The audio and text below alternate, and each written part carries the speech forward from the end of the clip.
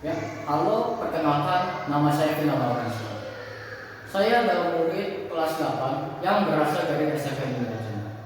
Untuk pertama-tama, saya terima kasih karena kalian telah mengadakan lomba ini. Jadi saya bisa mengikuti lomba menulis ini. Ya, mari kita mulai ya dari lomba menulis esai saya. Kesetaraan gender tentang laki-laki dan perempuan. Kesetaraan gender itu adalah sebuah hal yang wajib dilakukan karena dengan hal ini para perempuan ataupun para laki-laki mampu mendapatkan keadilan yang mereka perlukan. Kebanyakan masyarakat masih membanding-bandingkan gender dari segi keunggulan atau yang lainnya. Tetapi semua hal itu salah akan karena bahwa hal itu terjadi karena kerja keras yang berasal dari diri sendiri ataupun dari mereka sendiri. Membandingkan gender terjadi karena 4 hal ini, yakni berupa 1. Stereotip gender. Stereotip gender adalah pandangan umum yang tentang karakteristik atau peran yang seharusnya dimiliki oleh perempuan atau laki-laki. Hal ini dapat membuat laki-laki ataupun perempuan berpikir bahwa jika mereka memiliki bakat yang seharusnya dimiliki oleh gender lain menjadi sampah dan akan menghambat mereka. 2. Ketimpangan ekonomi.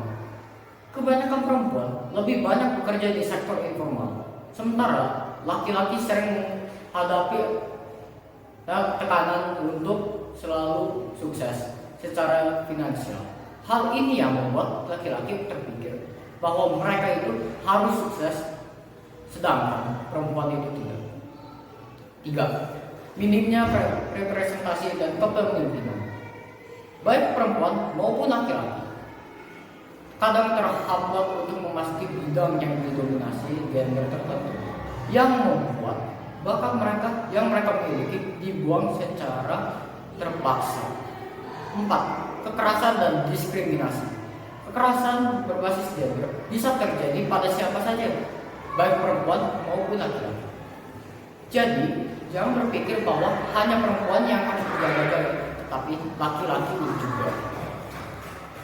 Tercatat juga di dalam undang-undang bahwa kita tidak boleh saling membeda-bedakan, bahkan membuat gender lain merasa tidak ada guna. Beberapa undang-undang yang membahas tentang gender, yaitu 1. Pasal 28H ayat 2 UUD 1945. 2. Pasal 28I ayat 2 UUD 1945. 3. Pasal 1 UU nomor 39 tahun 1999 tentang HAM. 4. Pasal 3 UU nomor 39 tahun 1999 tentang HAM. Dan yang terakhir 5. Pasal 5 UU nomor 7 tahun 1984 tentang pengesahan cedera.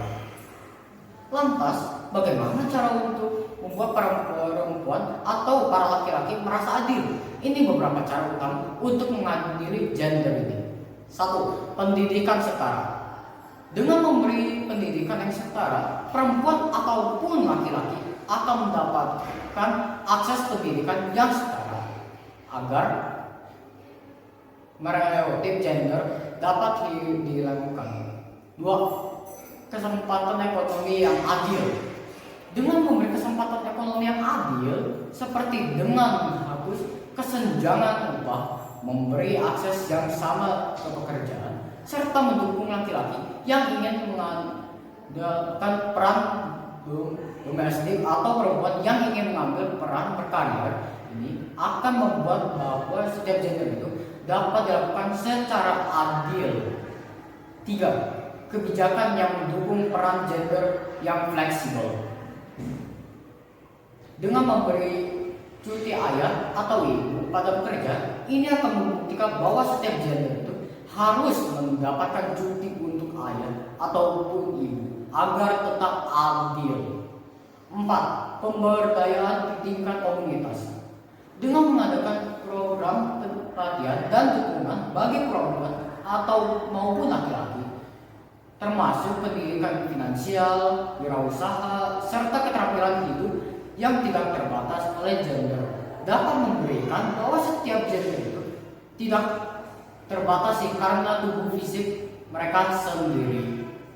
5. Peningkatan partisipasi dalam kepemimpinan dengan mendorong baik perempuan maupun laki-laki untuk masuk ke bidang yang masih didominasi satu gender akan memberikan kesan bahwa laki-laki maupun perempuan tidak harus masuk ke dalam bidang yang gendernya itu sama. Dan inilah cara memberi keadilan bagi gender laki-laki dan perempuan ini. Sekian, terima kasih.